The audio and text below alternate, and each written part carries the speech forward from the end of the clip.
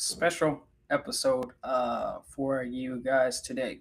And this one is about two things um, being proficient in finances and not, and how you can actually, how Islam can actually be applied in real life instead of theoretically. I'll explain how later, but here we go. First things first is that in order to really be, and this is the Man's World channel, so we're talking about men, but women can learn from this as well. But in order to be really, uh, consider yourself really to be a really functional man, a highly functional, high level, high class, whatever you want to call it, man, you have to be proficient and efficient with your finances, with money. It doesn't mean that whoever has a lot of money is good with money. It also doesn't mean that a person who doesn't have a lot of money is not proficient or efficient with their money, and they're not a great manager of their money. So the amount of money doesn't really matter, but in order to be really a top level man, you have to know how to manage money efficiently, and you have to be proficient at it. One of the things that I tell my sons, and I tell them all the time, that if money is just a tool, and if you don't know how to use it, um, you're definitely going to waste it, lose it, or you won't be able to make good use of it. If you don't know how to use it, regardless, it doesn't matter how much or how little you have. You really have to know how to, um, you know, use money, how it works. And if you don't, you're definitely going to wind up losing out. So regardless of where you start from, whether you start with parents who are well off or whether you start with nothing, um, every single person, every single person can reach a level of financial success. And financial success is you being able to take care of the people you're responsible for, which is yourself. And if you have a family, wife, children, whatever, being able to take care of them with everything that they need, all of their needs, you can take care of them. And also, most of the things that they want. This is financial success. It's not being rich, um, and it is not, having a certain dollar amount or living in a certain area, but really it is the things that they need. When you identify those, you can put a plan in place and you can get them. And the things that they want, which are reasonably, then you are able to do that. This is financial success. And so being proficient in managing your money is how you're going to be able to do that. So don't think that, okay, me being proficient in managing money is just being cheap. No, this is most people who are just cheap.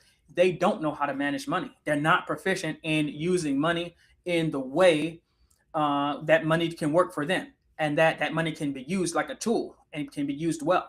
Um, just saving money or hoarding money is not the route to go.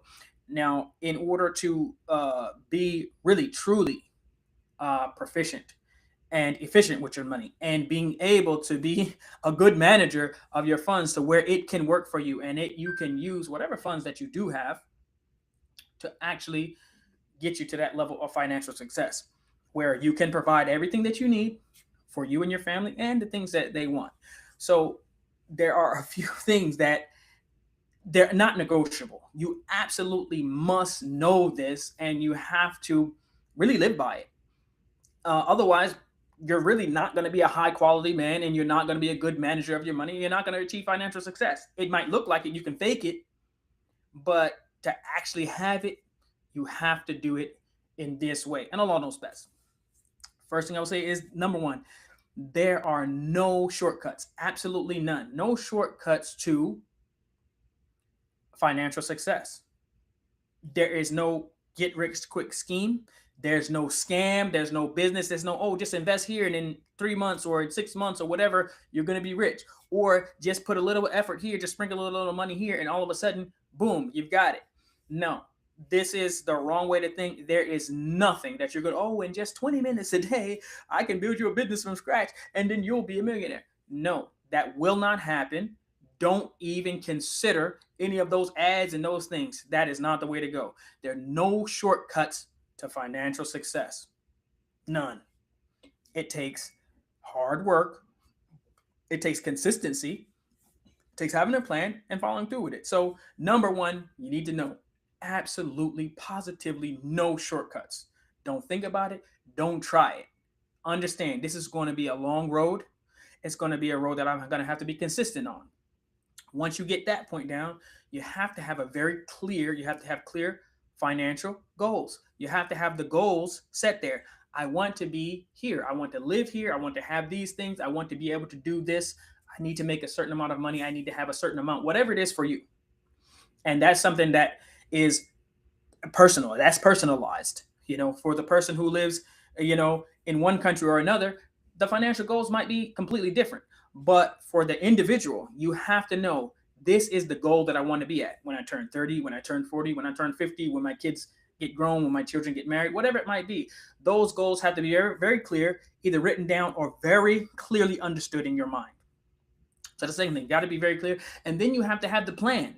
You have to have the plan to act it out. If you don't know what the goals are and you don't have a plan, you will not be financially successful, even if you get a lot of money. Even if you make a lot of money, you're probably going to waste and lose a lot of money because you don't have the goals lined up and you don't have the plan. So have clear goals that are laid out. I know what I want to do. I know this is how I want to do it. And that's the plan. Your plan to get there. Goals and plan for reaching them. After that, you have to develop and you have to really work on being able to properly assess the value of what you spend money on. Yeah, because money is just a tool, but how you use that tool really depends on how you assess value. The value of in your life right now, a Lamborghini is valuable to some versus a dump truck is valuable to some. How valuable is each? Right now, I could make far more use and it would be far more valuable to me to have a dump truck than a Lamborghini. If I had a Lamborghini, I would sell it immediately and maybe get a dump truck, right? So maybe a two-seater coupe versus a pickup truck depends on the value of things and how you value what you're spending your money and your time on. Being able to properly assess things and their values based on within that framework of your goals and the plan to reach those goals, you have to be able to properly assess. Sometimes you may say, man, this thing is too expensive, but in order to get to your goals, this is what you need. Like I said, there are some tractors that cost $200,000, but depends on if you need it or not. The point is, you have to be able to properly assess the value of things. Anything that you spend your money on, what is the value? Just because it costs a certain price, the value to you may be a whole lot more or less. Based on what you based on. I'm trying to get the camera to go back. Based on what you want to spend it on. Okay, alhamdulillah. Now, also, it is knowing when to spend, right? Knowing when to spend money. Sometimes it's a thing where you have to think ahead. Like I tell my children all the time, if you have to buy snacks and drinks and different things from a gas station, it means you're a poor planner or you're impulsive. Either you're a poor planner or you are impulsive. It's only one or the other. It's only one or the other, right? You either plan poorly, you didn't plan properly, or you don't know, or you're impulsive, right? You planned, but then you broke from the plan and decided to get something based on what you smelled or saw or whatever. So you have to know when to spend and know how to prioritize, right? You prioritize what should be spent on first and foremost. You might think, well, that's easy. A lot of people can't do it, and I see how a lot of people wreck themselves financially because they can't prioritize. I see it in some of the cars that they drive, some of the things that they wear, some of the places that they live, and other things. So this is a thing that you have to really say, well, how do I prioritize? Think about this when you say prioritizing. Everything that you can think of that you need to buy or that you need to spend money on, these things need to be ranked, and you need to see it within the overall goals that you have and the plan to reach those goals. So the last thing I will say about this is, as far as the thing that you need to know, is you need to know when and how to invest without getting destroyed. Without getting destroyed. Why? The reason why you absolutely have to know how to invest, whether it is in assets, property, markets, businesses, whatever, you have to know how to do it because of one thing. There's more, but the number one thing is inflation.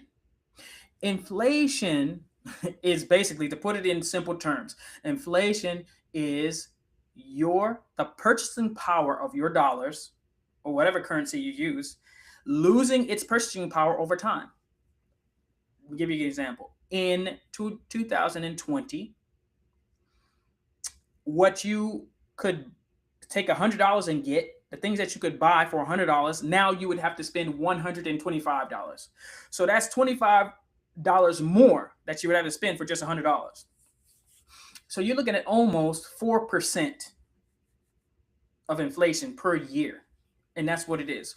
So let's think about this. If you decide, my children will be going to college in 4 years, I have the money now, and I'm going to save that. I'm going to keep that in the bank. And then when they go to college, I am going to pay for their college. You're going to be down at least 16 to 20% of whatever you had saved.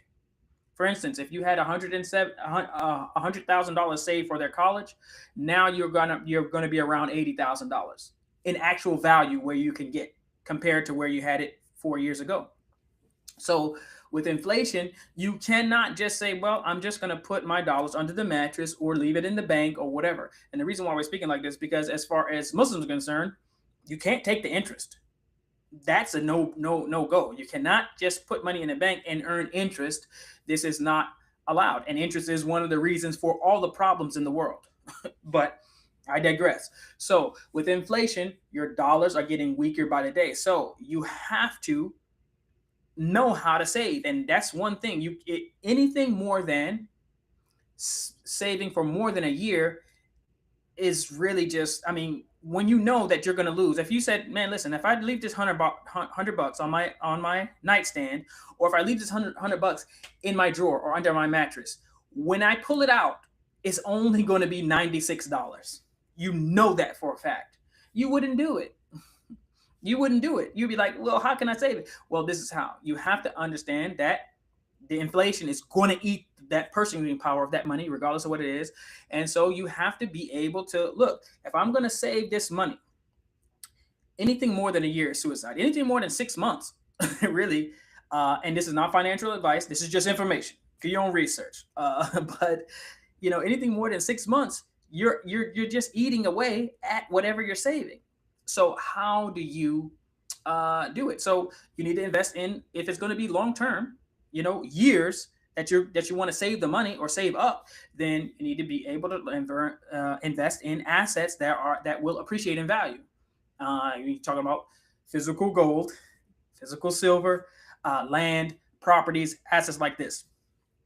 Businesses are, depends on what it is, because a lot of businesses, most businesses don't always succeed. So a business is something different. When we're talking about saving and you're just trying to preserve the purchasing power of your hard-earned money, your energy goes into working or whatever to get the money, and then to preserve that energy, the value of that money, then you have to use assets that either hold value or they will appreciate. Assets that will hold value, which is, if you bought $100 worth of gold in 2020, it's going to be worth more than $125 now.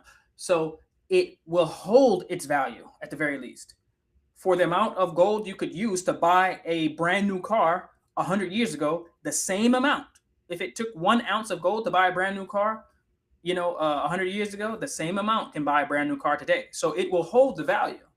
Um, Now, there are other assets that, when you get into stocks or even properties, they are going to fluctuate, but you need to know that this is where your money has to be into if you want to hold the value. Physical gold, physical silver, land, and properties. They do fluctuate a little bit, but for the most part, over time, they are going to hold their value and appreciate against the dollar, for instance, or any other of these currencies. So if you don't do that, if you're not able to say, well, this is too much, I don't want to do that, I don't want to think about it, well, you're going to be giving your money away. You're going to go to the store today and a loaf of bread is going to be $2. You're going to come back, it's going to be $2.50. That's just the way it's working. And if you are going to be a man and a high level man, a high functioning man, you have to be able to manage your money properly. And this is one of the ways. Inflation is going to eat your hard earned work and resources. So you have to be able to work against it. So the issue with, for instance, just buying properties, investing in properties, the assets are not liquid, even physical gold. Even depending on how much you get, it takes extra effort to secure it, to hide it, to keep people from stealing it, or when you want to sell it. It's not easy. You can't just click a button and sell it.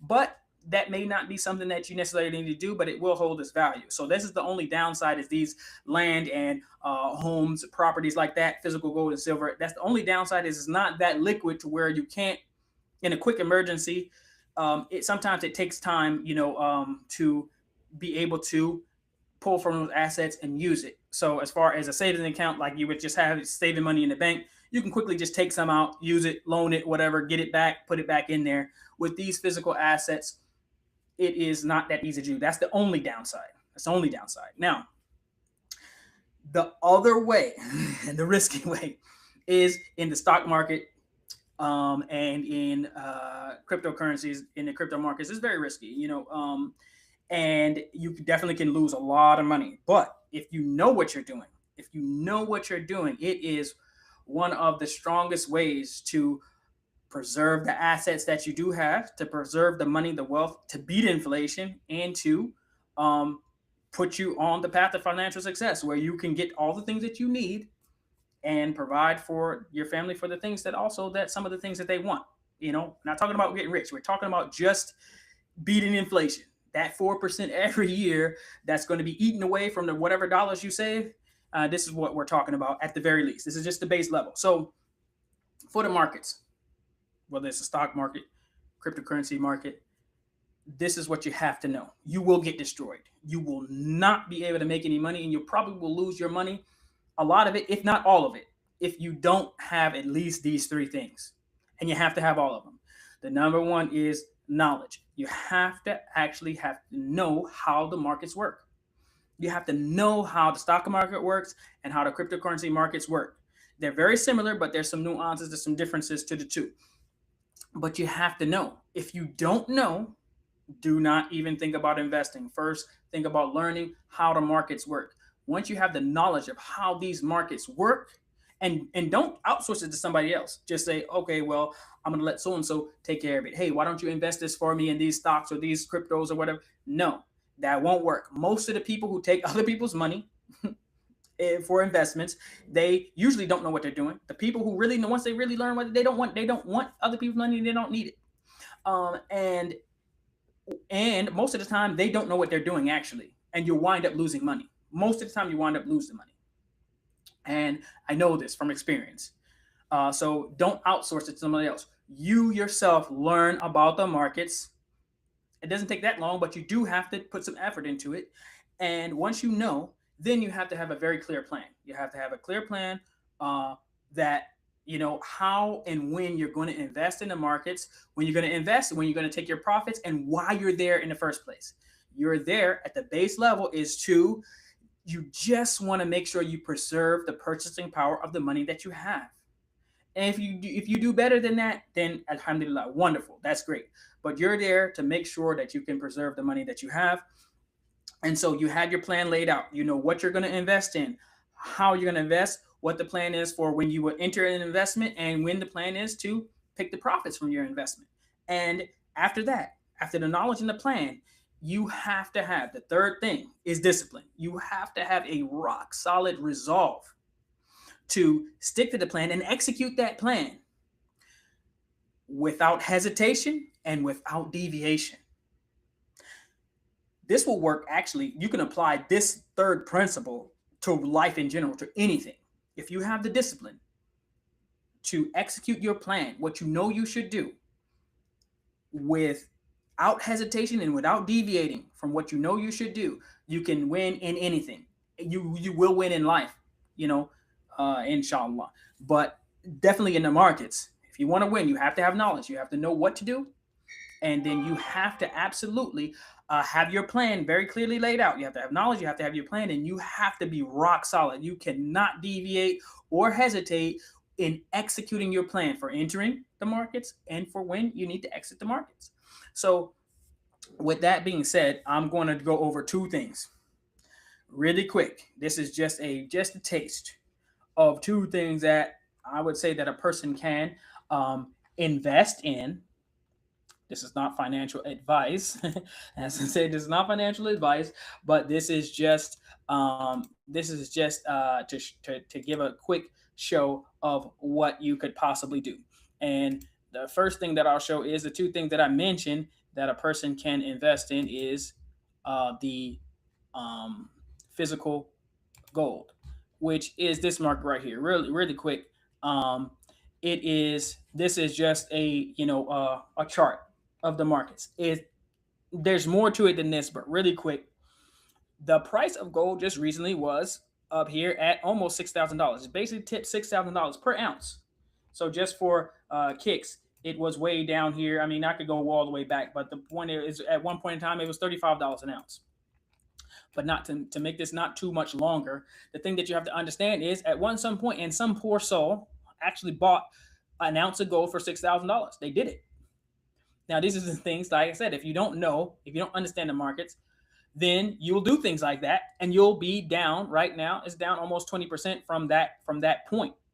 So the one thing is, you only buy at a certain point in time, of course, when it's cheap, when it's considered to be cheap, and then you would sell at predetermined times. I'm not going to get into all those things, but for instance, gold right now was at $6,000. Right now, it's at 4,750. Me personally, I would only be interested at about 4,300, 4,500, or something like that. And if it got down here, maybe I would buy some or whatever. And if it got down all the way to 3,800 or somewhere down here, I would sell it. And that would be at a 10% loss, but it's worse than having a 100% loss. So you can't win all your investments. You're going to take some losses, but the point is, you just wait. You don't get antsy and try to get in just because you see it going up. You wait, and no matter what, you don't deviate from your plan. If you really want to be really, really, really conservative, you could say, you know what? If it doesn't come down here to, what price is this, 3,500 or so, then I'm not going to buy any. So I'm not going to buy at 6,000, and I'm not going to buy at 4,500, but I'll buy down here. And then quite possibly, because this is where markets go, they go up and down and up and down. If a person did buy at 3,500 and it went back up to 6,000 after a year or two or a few months or however, that would be a 65% gain. And you're definitely going to beat inflation that way. Now, if you get greedy, you'll never beat inflation. But if you're patient enough and you buy when it looks cheap, or you buy in areas where in this is something that we'll get into as we go, but at areas of interest, then you can beat the markets, but you have to be patient. And you take you take your profits when they're there, and you be happy with what little you get. As long as you get 3-4% a year, then you can be great. So every trade is not going to be 65%, or even if you bought here and it went back up there, it's not going to be 30%. But that's what you have to look at. So this is just one. This is just one chart and one example, and definitely we will get into more examples as we as we go. But the thing that you have to realize is that, you know, if you do nothing and just try to save money, you're going to lose 4% a year. So you have to know that, and you have to battle against that. As men, we don't just sit on our hands knowing that there's a problem or there's an issue coming and just decide, just hope it gets better or blame other people. We take action, and this one way you can take action by learning, understanding, and then taking action so that you can preserve the wealth that you're earning for yourself, for your family, and for their needs and for their wants. So that's what we will conclude with that.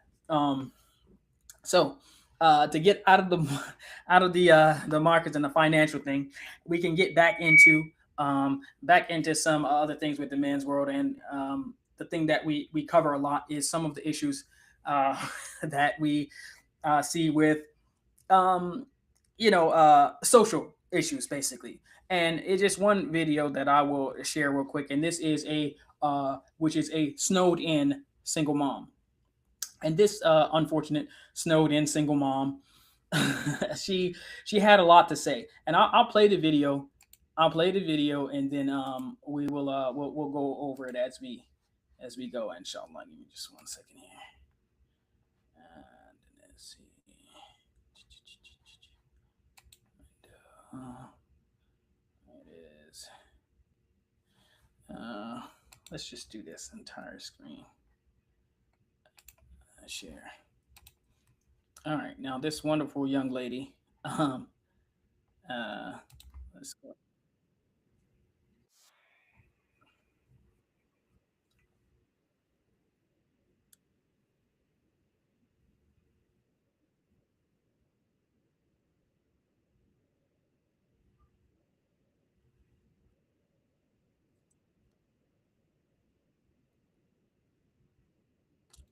Okay, I'm gonna pause her right there. So she says in the community she's a well-known single mom. I mean, she looks like a pretty decent lady. May Allah bless her. She's not she doesn't look to be struggling physically in any way. So I'm pretty sure that she at least has some opportunities. Not to say that she has to get married or anything like that, but being a well-known single mom, I mean, usually it boils down to either she's too picky or she's too much trouble. One of the two. So if you're a well-known single mom, that means that everybody knows you're single. And for the most part, usually when men know that an attractive woman is single, they usually let it be known that at least if they have some sort of interest, then they'll make it be known. Now maybe she's rejecting all the people that are offering some assistance or to be a husband, but usually it's one of those two things. Either she's too picky, and maybe she hasn't found the right one knows best, or she's too much trouble, and people just like, yeah, not that sister, and Allah knows best. But that's usually what it is. Let's continue.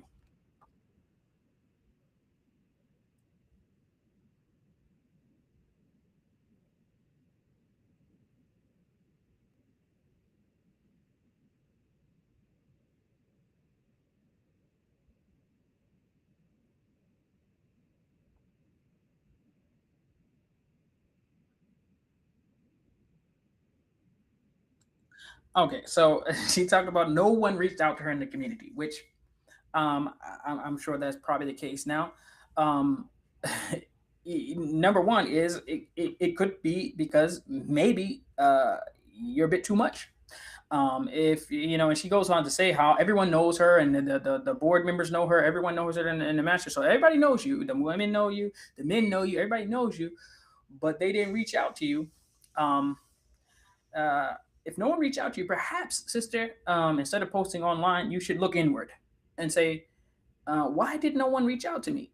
You may need to look inward. Also, if especially you say you're a single mom, and if your kids were with you in this situation where you were snowed in, it was kind of an emergency. You probably didn't have power or water, maybe. Then um, it actually is on you to reach out. Now, I know she does say that she had the resources and she had the ability to take care of herself, which perhaps maybe that's why people didn't reach out because I know I've only seen two of this young lady's videos, this one and one other one, but she does mention that she's able to take care of herself. So therefore, maybe you say that a lot, and so people say, well, that lady can take care of herself, so we're not going to reach out. But if you did need help, it's on you to reach out because you need it. And you shouldn't be shy at that point in time, especially with your children. And, I'm sure you know that. So, but I would say that even if, especially if the children are there, I just wonder, hopefully the father of those children is available and, will step up and make sure that the children are taken care of. Uh, but yeah, if no one's reaching out, then for any sisters watching, don't just sit there and sit on your hands and wonder if no one's reaching out.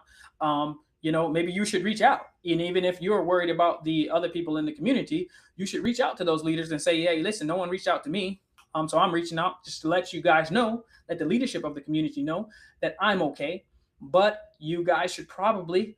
Reach out to some of the other single women or elderly or whoever in the community. So you could have taken that initiative to make sure that they do that.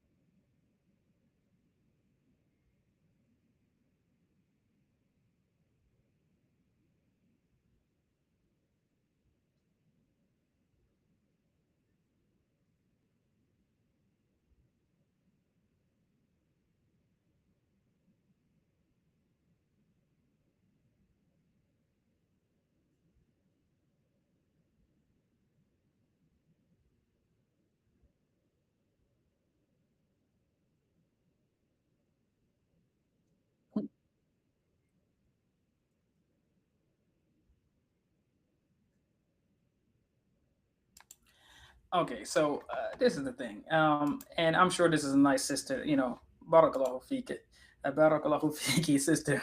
I'm sure that she's well intentioned, but she's wrong. The number one reason why she's wrong is because she's blaming the community for a mistake that she made, and she is saying they're not following the prophetic way and they're not doing the right things when she has not followed Islam correctly. Now, maybe it's out of ignorance, maybe she doesn't know, and that's what we here at the Man's World are here to do. We're here to let people know, to inform you. So number one, you can't blame Islam for this without you not following the steps. So number one, every woman is supposed to have a wali, a wakil, a guardian. This is not just for marriage, but your father is responsible for you.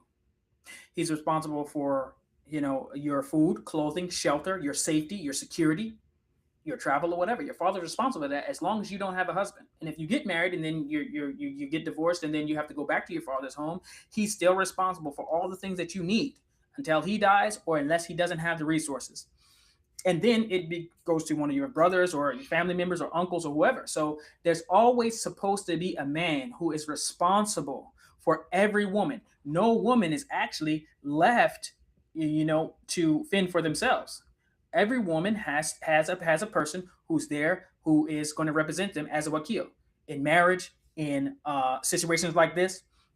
So I'm guessing, sister, and I could be wrong, that you don't have a wakil who is responsible for you and who is a man. If your father is not Muslim or if he's not alive or is not available, you don't have any male family members, then you should have let the community know, hey, I don't have a wakil. I don't have somebody, because they might not know. They might not know your father's not Muslim. They might not know you don't have any brothers. They may not know this information.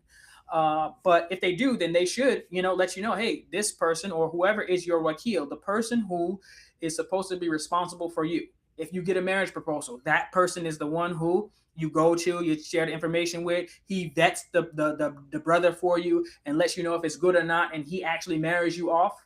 That person is also the one who takes care of things like this and says, hey, listen, when an emergency hits, when a snowstorm hits, he says, oh, the people I'm responsible for, I need to make sure they're okay. So he calls you up and says, or comes over and says, hey, are you okay? Do you have lights? You need matches? You need a place to stay? Do you need a flashlight? Do you have food? Do you have water? So this is the responsibility of a wakil. And if you don't have one, that's the first thing that you need to do today. Actually, you need to contact the community and say, listen, I need a male guardian for me, so to where these things like that, he's already in place and he's connected. So his job is to make sure to reach out to you and make sure that you are okay. And if not, he takes care of that for you. Now, if you want to be the strong, independent woman who you can take care of yourself, well, that's what you get. Now you got to take care of yourself. But Islam is set up to where the women don't ever have to take care of themselves. Islam is set up where the women are always taken care of by the men. But the women have to accept that care, and they have to actually acknowledge that they need the care of a man. So if you did not have a wakil, or if you don't want one, or you're not accepting one, or you don't want a husband, I'm just assuming, but I don't think the reason why you don't have a husband is not because you don't have suitors. Pretty sure that there's some around. Now maybe they're not suitable for you, and that's acceptable. But you need a wakil. You need someone who is going to be responsible for you, so they can take care of those things for you. And instead of blaming the community and tell them they need to make tabo and whatever thing, they're there. If they had the resources, then the resources are available. But you didn't have the right system in place in your own life, which is a wakil or a male guardian, family member, someone to be there to where they check in with you. So your first beef should be with whoever your wakil is, or your father, or your brothers, or whoever is responsible for you. Then if the community ignored it or neglected it or whatever, then that's something else. But your first beef is with them. So, and Allah knows best. Hopefully this helps not only this sister but anyone else who needs information. Get your wakil, get your guardian, get your representative set up, and they can take care of a lot of things that a woman needs a man for, not just marriage. So may Allah allow us to learn from this video that the sister put out. With that, that's it for the show. Inshallah, we'll be on again next week. Barakallahu feek. Assalamu alaikum wa rahmatullahi wa barakatuh.